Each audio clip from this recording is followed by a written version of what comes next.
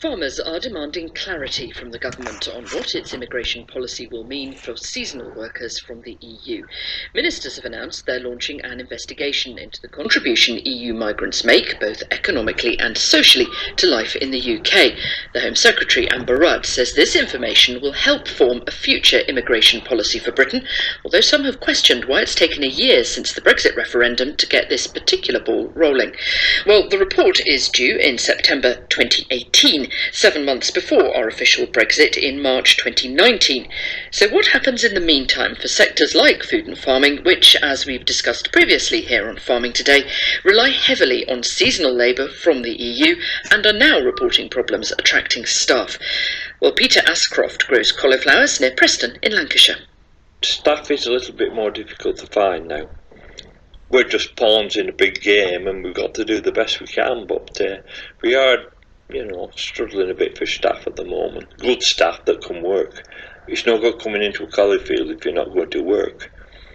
The lads that cut for us, the Latvians, which you've had for a couple of years, and then there's Bulgarians and Romanians coming now. But they do feel a bit unwanted after Brexit because they feel we're working, we're paying our taxes and supporting English people who won't work, which I have some sympathy for. Lancashire farmer Peter Ascroft there. Well, Ali Kappa grows hops and apples. She's also chairman of the NFU's Horticulture and Potatoes Board. She's welcomed the government's migrant investigation, but says it must pull its finger out and turn talk into action. I think we have got to believe that the government, whilst it's not giving us much confidence at the moment, there's a huge amount of conflictory information coming at us. I think we have to have a belief that they will give us what we need as an industry. So what do farmers do? It depends on their level of optimism. Some farmers are choosing to disinvest in the UK production. I personally think that is a massive shame. What we need is some real proper clarity from the government so that businesses, farming businesses, can increase their British production and protect British shoppers from the risk of food prices inflating. It is possible, though, that you won't get that real clarity until this report comes out in September 2018. So just pragmatically, what do you do in the meantime, particularly given that the level of the pound at the moment doesn't make this financially a very attractive place to come if you have the choice of other European countries? It depends on your business. It depends on what your business looks like. For us, we farm apples and hops. We have trees that are in the ground. We can't just switch that over into another form of production.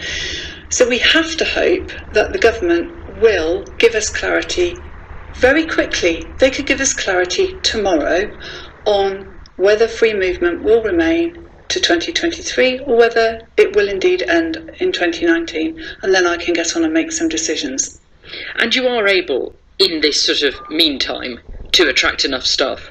I hope so. Our harvest will commence in approximately 3 weeks' time. We have every confidence that those that have said they're going to come will come, but you'll have to come back and ask me in 4 or 5 weeks' time. What effect does this have on morale of people running those businesses like yourself? It's not great for morale, and those who know me know that I am an optimist, so I will remain optimistic about this. But if you weren't erring on the side of optimism, you would be wondering, I think, what on earth you were supposed to be doing in terms of your business planning at the moment. What could the government do between now and this report in 2018 to help?